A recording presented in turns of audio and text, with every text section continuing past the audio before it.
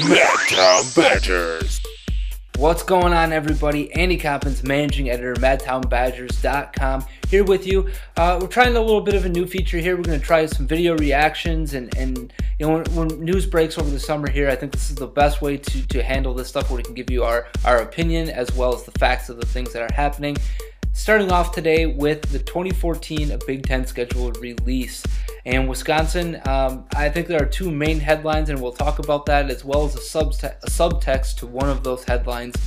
And so let's go ahead and just break this thing down here. Again, make sure you check us out on Twitter first, at MTBadgers, if you want to join in the conversation there, as well as Facebook.com/MadtownBadgers. You can find us there as well. Having said that, though, it is clear, obviously, that the schedule has some pros and cons to it. So let's break it down first for you. First things first, the schedule breaks down this way: at Northwestern, Illinois at home, then a bye, then Maryland at home, at Rutgers, at Purdue, then Nebraska, at Iowa, and Minnesota, the battle for Paul Bunyan's axe to end the season. So breaking that down, I think the main headline and the thing that might jump out at people the most, especially Badger fans, is no Penn State, no Ohio State, no Michigan or Michigan State on the schedule in 2014 and 2015. That's just going to be a given, even though the 2015 schedule has not been released. That being said, I think the subtext to this is that it's not all bad. Getting Rutgers and Maryland on the schedule, and here's why it's not all bad. Getting Rutgers and Maryland on the schedule, while they may not be the sexiest names out of the Big Ten East division, I think realistically, Badger fans and Barry Alvarez got exactly what they want and what they need, and that's the most important thing. What you want and what you need sometimes aren't the same thing, and in this case, what the Badger program needs is getting in front of Rutgers and Maryland. And here's why. It's all about two things. It's about the fans, and it's about recruiting. If you think it's about anything else, you're sadly mistaken. In recruiting purposes, Maryland and New Jersey are arguably two of the biggest, outside of Wisconsin, are the two biggest target areas, along with Virginia, Tidewater, and DC area. I think that all goes hand in hand. But they are the two biggest target areas. If you as a team can get players that you're recruiting who might be recruited by Maryland and Rutgers to those games, whether they're at Rutgers or at Maryland, it's an easy get. And then the second part is, as alumni, I think you have to be happy about it. There's a big-time alumni base in DC. There's a big-time alumni base in the New York, New Jersey area. And Wisconsin draws a ton of students from outside of that New York, New Jersey area. So having said that, I think there are three positives to this move. On the negative side, yes, it would be nice to get another marquee name on the schedule. You know, you're paying good money for tickets, and I understand all of that.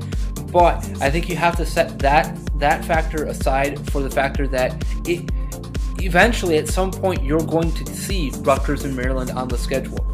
There's going to be a point where you don't see Michigan and Michigan State. You don't see. It's just a fact of life, and I think fans need some fans, not all. I think some fans need to adjust to the fact that is going to be a reality. That is always going to be a reality now moving forward because of what the Big Ten is. So, having said that, I think the positive side of this schedule is that look at the end of the season. 4 games to end the year against the Big Ten West Division. You can't get any bigger than that. Your entire ability to play for a Big Ten championship, the possibility of going to the Rose or Orange Bowl, and the possibility of playing inside that college football playoff at the end of the season hinges on your ability to play well the final 4 games of the season.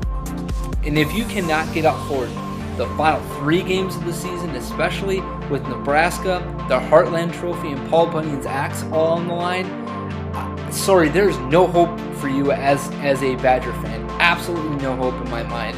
And I'm not meaning that to be offensive to anybody, but I'm just stating a fact here, folks. I don't know how, as a Badger fan, you can't get up for Paul Bunyan's axe. You can't get up for that rivalry with Iowa, and frankly, that rivalry with Nebraska.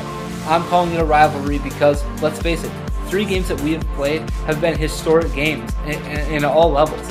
So, and they've also been pretty spectacular games. You know, the way that we handled them to open Big Ten play for them in their entire Big Ten history, and the way things went down, that back and forth battle that really lasted into the waning moments of the fourth quarter in Lincoln this past season, and then the trouncing.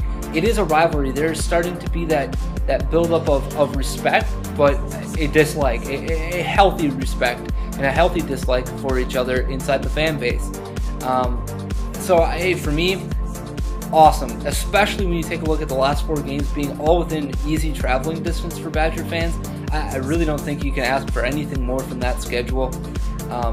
So I'm happy. I hope you're happy. If not, if you disagree, you agree, leave a comment below, or better yet, join the conversation on Twitter. @MTBadgers is the handle.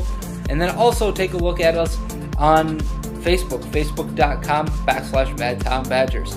For everybody over at MadTownBadgers.com, I'm Managing Editor Andy Coppin saying have yourselves a great day, and on Wisconsin.